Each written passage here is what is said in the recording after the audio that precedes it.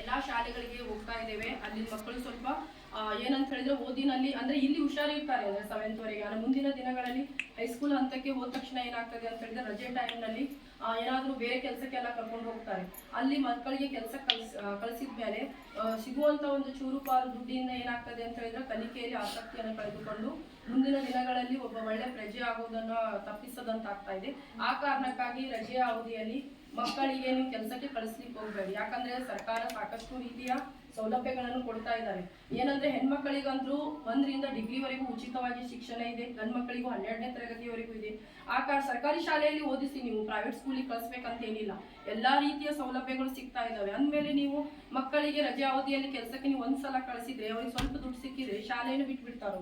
ಆ ಕಾರಣಕ್ಕಾಗಿ ಹಿಂದೆ ಎಲ್ಲ ಆಗಿದ್ದಾಗೋಯ್ತು. ಈ ಮುಂದಿನ ದಿನಗಳೆಲ್ಲಾದ್ರೂ ಯಾರ್ಯಾರು ನಿಮ್ಮ ಮಕ್ಕಳು ಓದ್ತಾ ಇದ್ದಾರೆ ಅವರಿಗೆ ಮನೆಯಲ್ಲಿ ಖಾಲಿ ಉಳಿಲಿ ಅವರು, ಆದ್ರೆ ಕೆಲಸ ಮಾಡಿಸ್ಬೇಡಿ ಅವ್ರ ಕೈಯಿಂದ.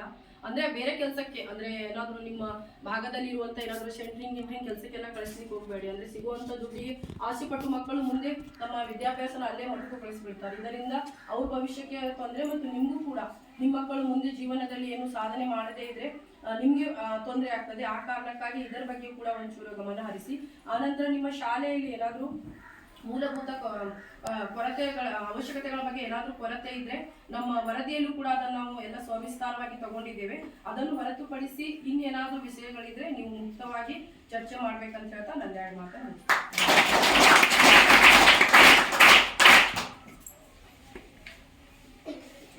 ಪರಿಶೋಧನೆಗೆ ಸಂಬಂಧಿಸಿದಂತೆ ಗ್ರಾಮದಲ್ಲಿ ತಿಳ್ಕೊಂಡು ಬಂದಂಥ ಅನುಭವವನ್ನು ಚೊಕ್ಕದಾಗಿ ನಮ್ಮೆಲ್ಲರ ಗಮನಕ್ಕೆ ತಂದಂಥ ವ್ಯವಸ್ಥಾಪಕರವರಿಗೆ ಧನ್ಯವಾದಗಳು.